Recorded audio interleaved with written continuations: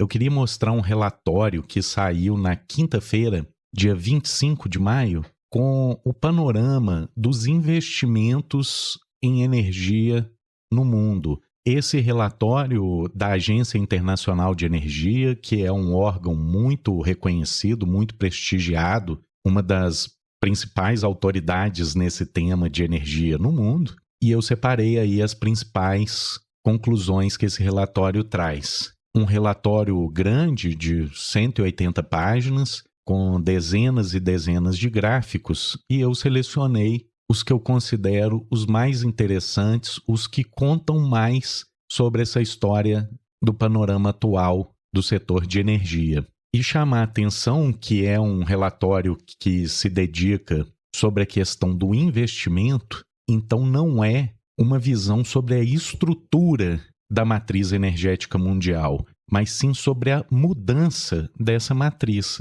dado que o investimento é que planta hoje as bases sobre as quais, quando esses investimentos maturarem e entrarem em operação, vão de fato alterar a matriz energética global. Então eu acho que é um tema super interessante, muito revelador da situação não só da energia, mas da própria economia global. E vamos lá então ver essas informações que a Agência Internacional de Energia aí está divulgando. Para começar, um dado, que se esperava há décadas talvez, e começa a se confirmar aqui, a gente vê que em 2015 os investimentos em energia limpa ainda eram inferiores aos investimentos em energias fósseis, e desde 2016 vem se consolidando como principal canal para os investimentos as energias limpas.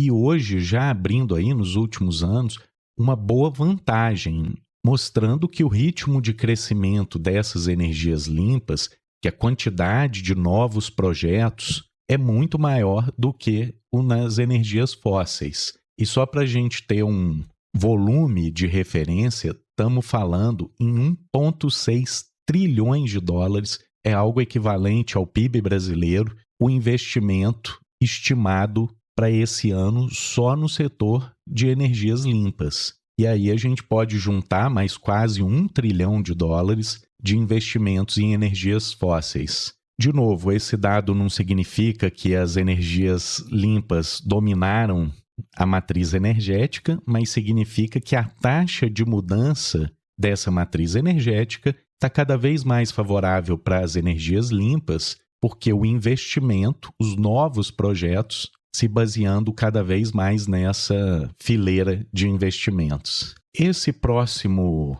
gráfico é um grande resumo de todo o levantamento feito ao longo desse relatório e está dividindo os investimentos de acordo com o setor.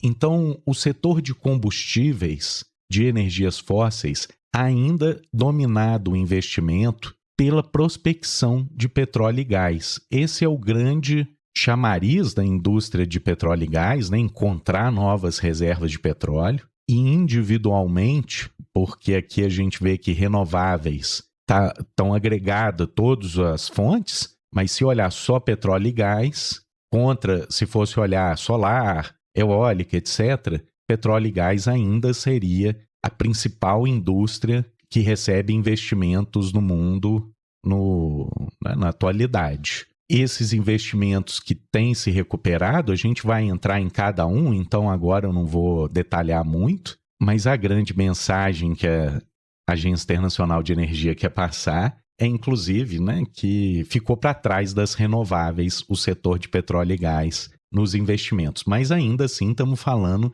de 500 bilhões de dólares de investimento só na prospecção e no desenvolvimento de novas reservas de petróleo. No setor de fósseis, em segundo lugar, fica o midstream.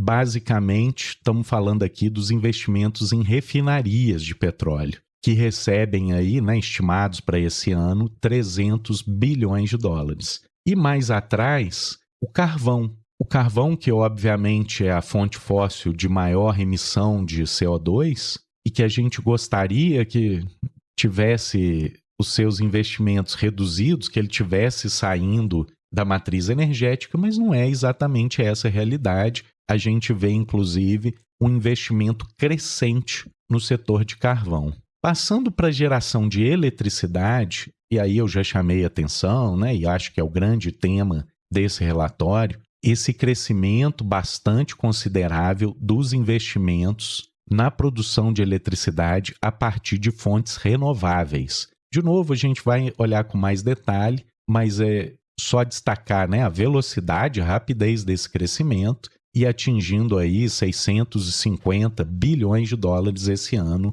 a produção de energia renovável mundo afora.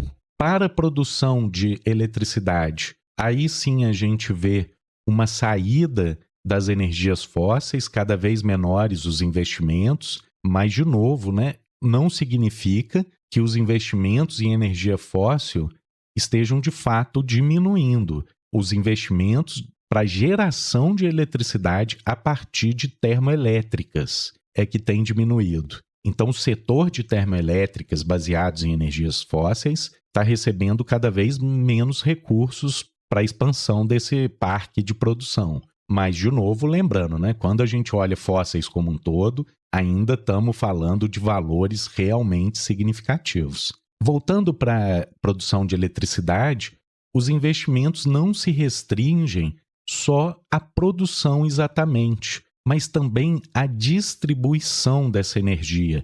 É fundamental no sistema elétrico as torres de transmissão que vão levar essa energia do lugar onde ela foi produzida até o consumidor final. E a gente vê, né, grandes investimentos nessa expansão da rede de distribuição de eletricidade. A gente vai voltar a falar sobre isso, mas é um setor, um investimento indispensável para a expansão do setor elétrico. Não tem como, não adianta nada investir pesado em parques eólicos se você não consegue levar essa energia produzida até o consumidor final. Por fim, no setor de eletricidade, a gente vê ainda os investimentos em nucleares, e sobretudo puxados por China e França, têm mostrado uma recuperação, mas são volumes, né, bastante pequenos comparado ao que está acontecendo no setor de renováveis. Eu diria que aí talvez 10 vezes mais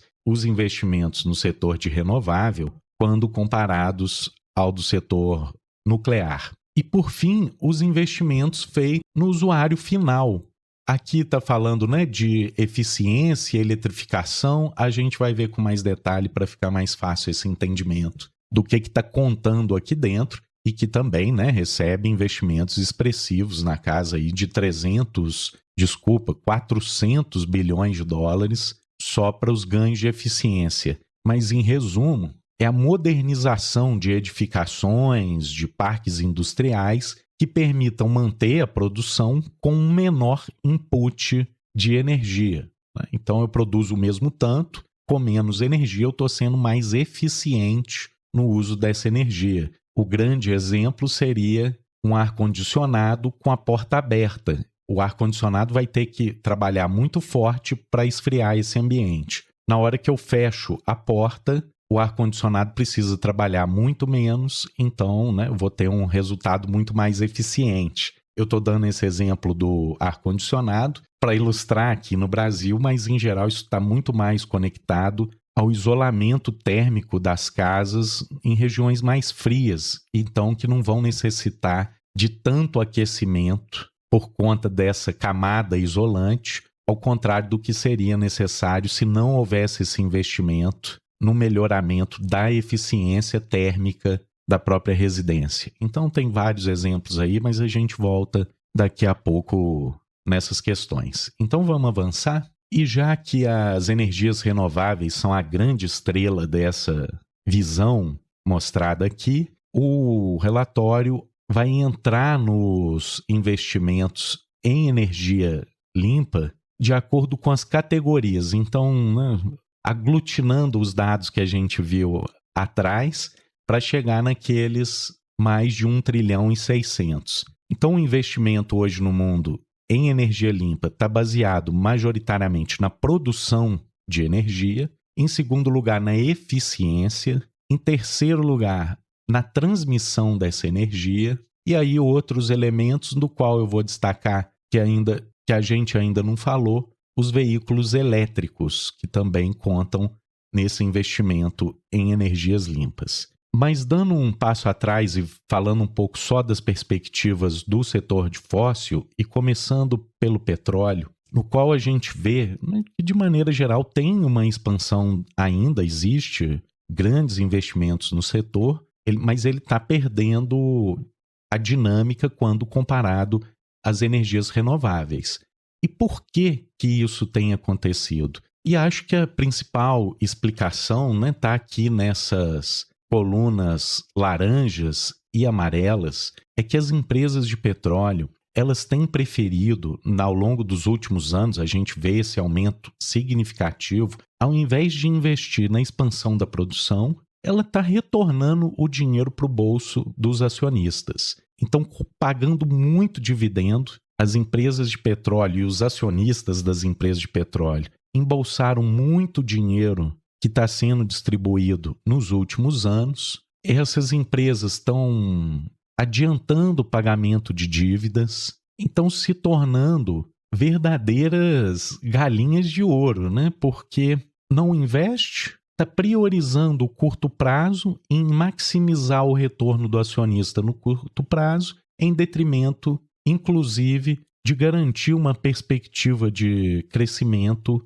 das próprias receitas no longo prazo. Então, essa visão curto-prazista, financista, de espremer o máximo de lucro das empresas de petróleo, acho que ajudam a explicar o porquê dessa fileira energética está perdendo dinâmica em relação às fontes renováveis, às fontes limpas. Olhando um pouco por região, a gente começa a ver, que essa história da mudança da matriz energética, da transição energética, principalmente uma história sobre a China. Então a gente vai voltar a falar aqui da China várias e várias vezes, porque o fato concreto é que a China está investindo sozinha quase 200 bilhões de dólares no setor de energia, o que é mais que a soma de toda a União Europeia, é praticamente o dobro dos Estados Unidos, e aí seria mais do que a soma de todos os outros países juntos.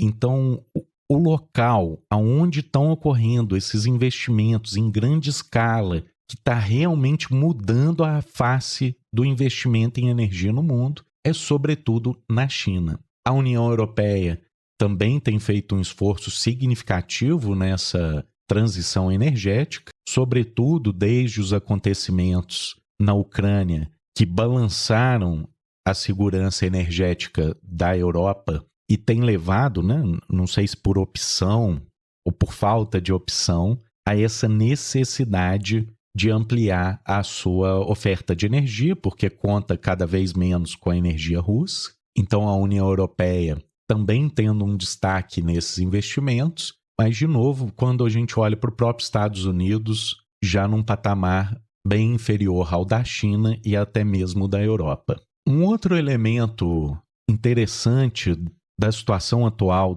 no mercado de energia é que o otimismo tecnológico sempre prevê, vai haver uma redução nos preços, que a tecnologia vai avançar e vai permitir as fontes renováveis serem bastante competitivas, porque os ganhos tecnológicos vão baratear demais esses investimentos. E, de fato, era o que a gente mais ou menos estava vendo. Vou dar o exemplo aqui mais claro, o preço das baterias de veículos elétricos caindo de maneira vertiginosa, e que era uma tendência de praticamente todos os setores, mas quando a gente olha a realidade na parte mais final aqui dessa curva, a partir de 2020, 2021, a gente vê que já começa a apontar um aumento nos insumos desses investimentos na expansão da produção de eletricidade. Então, se os painéis fotovoltaicos estavam ficando cada vez mais baratos,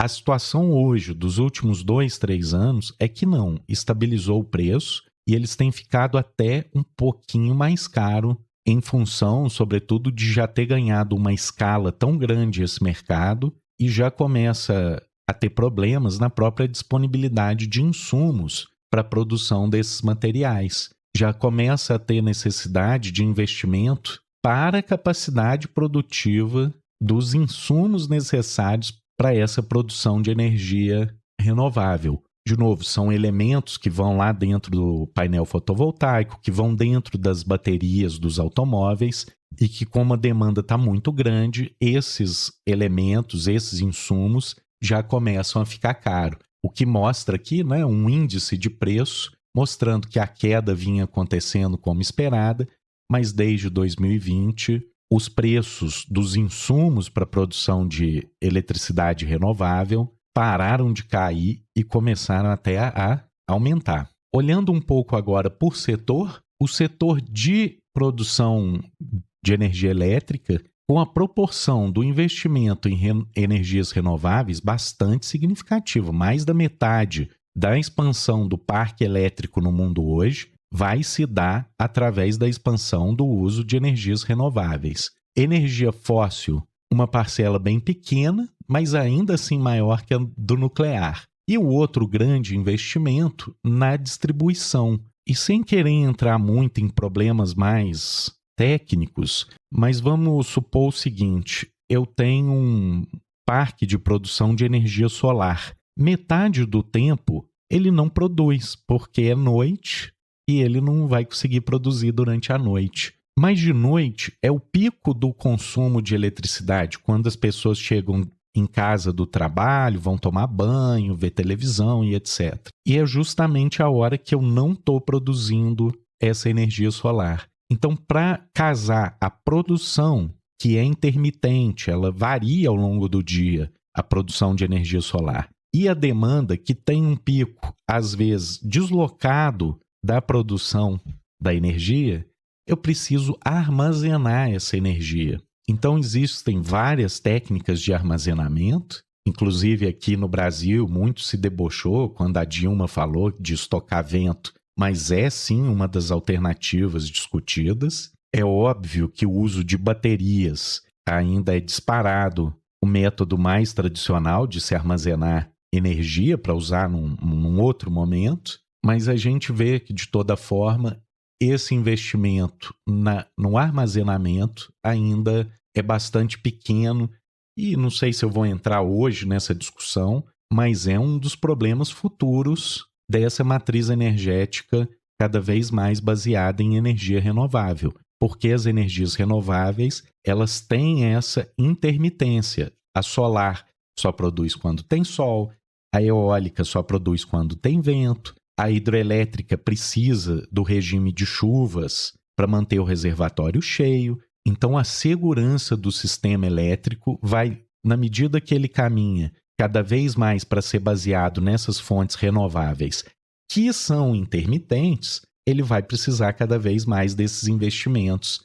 em armazenamento de energia, em baterias, ou quem sabe até no armazenamento do vento, que eu estou dizendo que é uma consideração real, concreta, não é uma bola fora como se tentou vender aí, não. E ainda dentro do setor de geração elétrica, a gente viu renováveis disparado, mas qual tipo de renovável? E hoje a gente vê claramente que quem vem dominando essa disputa, quem vem canalizando a maior parte dos investimentos é a energia solar. A energia solar já recebendo 350 bilhões de dólares em investimento, já é um investimento equiparável ao da produção e exploração de petróleo. Então já se investe tanto na expansão da produção de energia elétrica solar, quanto se investe na expansão da produção de petróleo.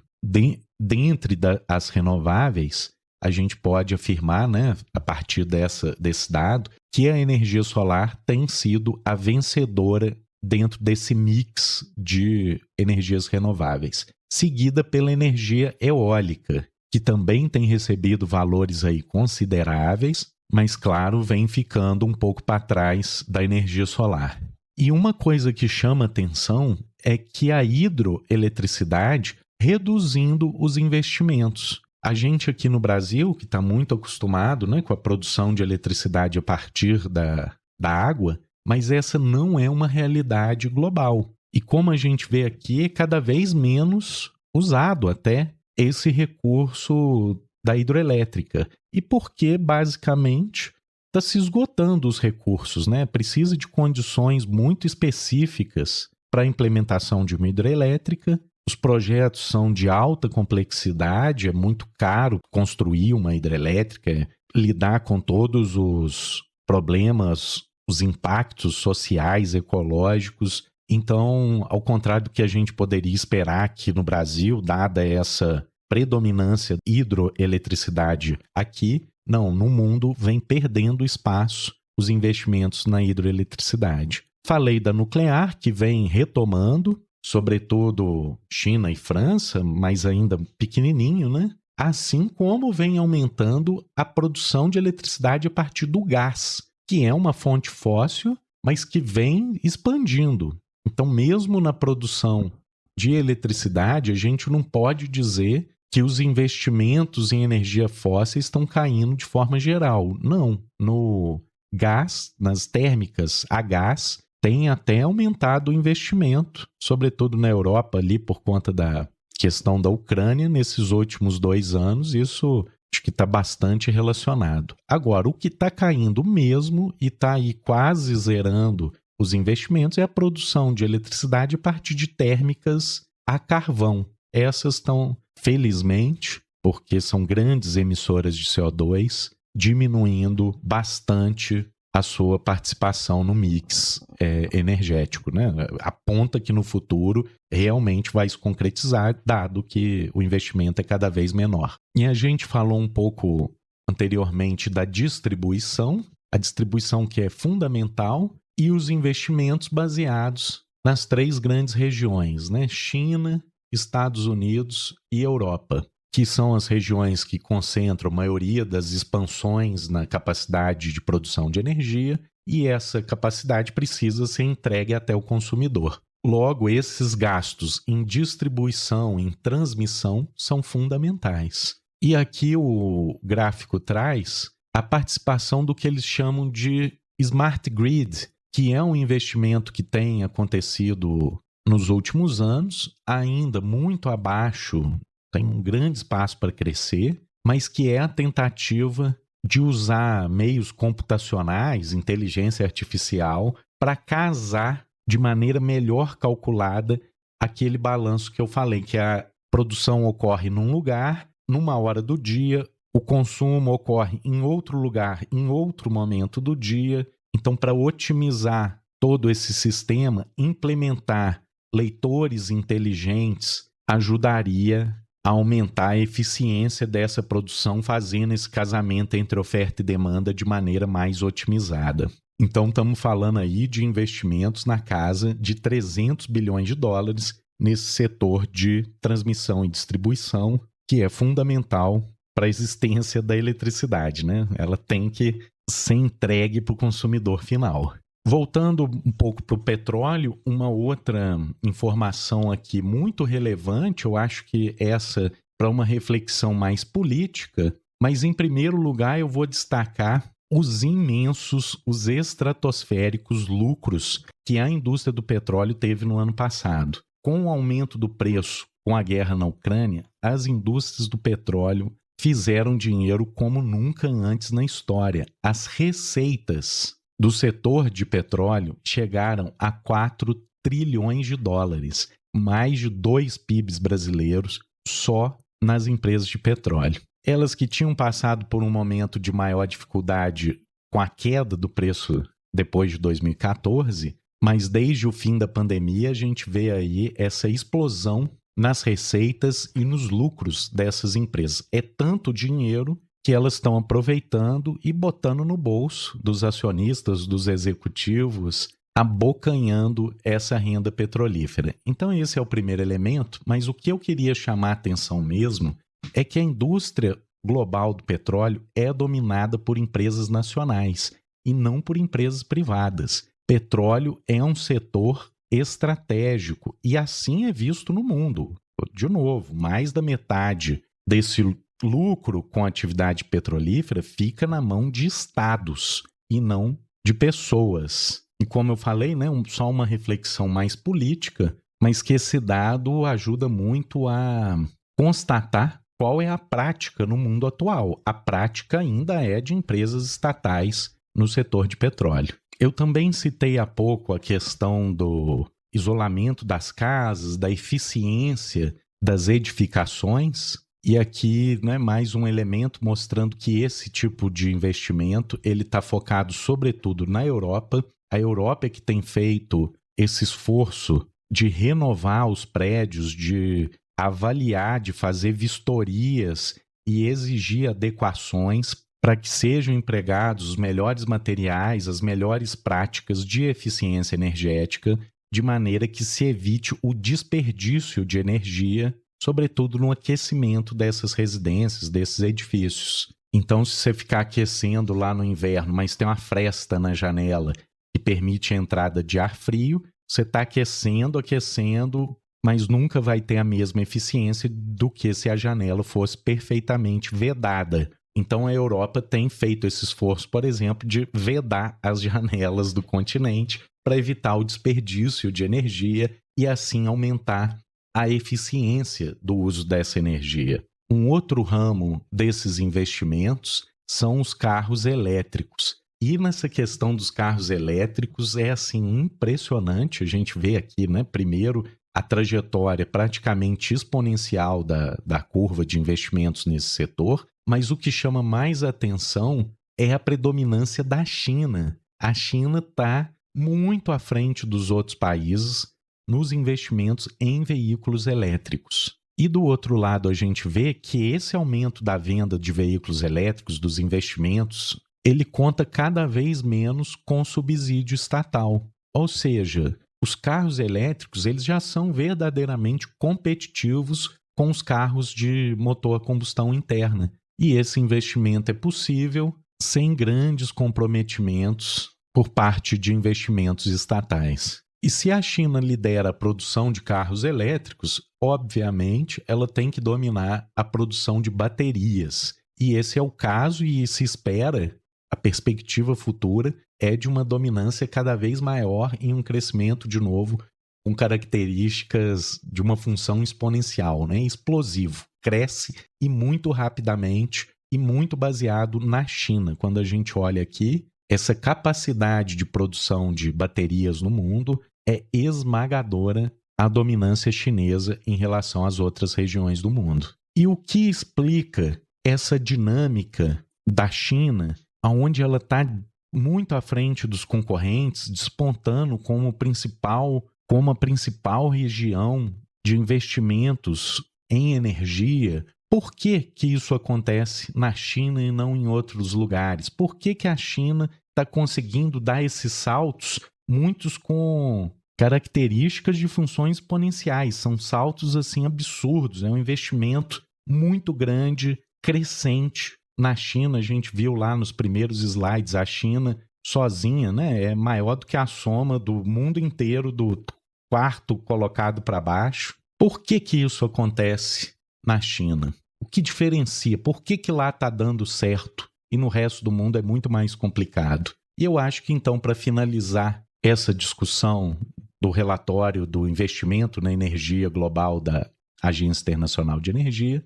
eu só vou destacar isso, porque o governo chinês investe pesado em pesquisa e desenvolvimento. Então as empresas chinesas, elas sabem que elas podem contar com um suporte lá na base no desenvolvimento de pesquisa em ciência e tecnologia, em centros de pesquisa, em universidades de ponta, bem financiadas. Então, só o governo chinês bota 15 bilhões de dólares por ano em pesquisa e desenvolvimento só do setor energético. Então, com essa base de apoio, a gente consegue entender por que que a China está liderando os investimentos em energia no mundo e que as características desse investimento da energia no mundo é cada vez mais de uma expansão das energias renováveis, embora isso não signifique, longe disso, o desaparecimento das energias fósseis.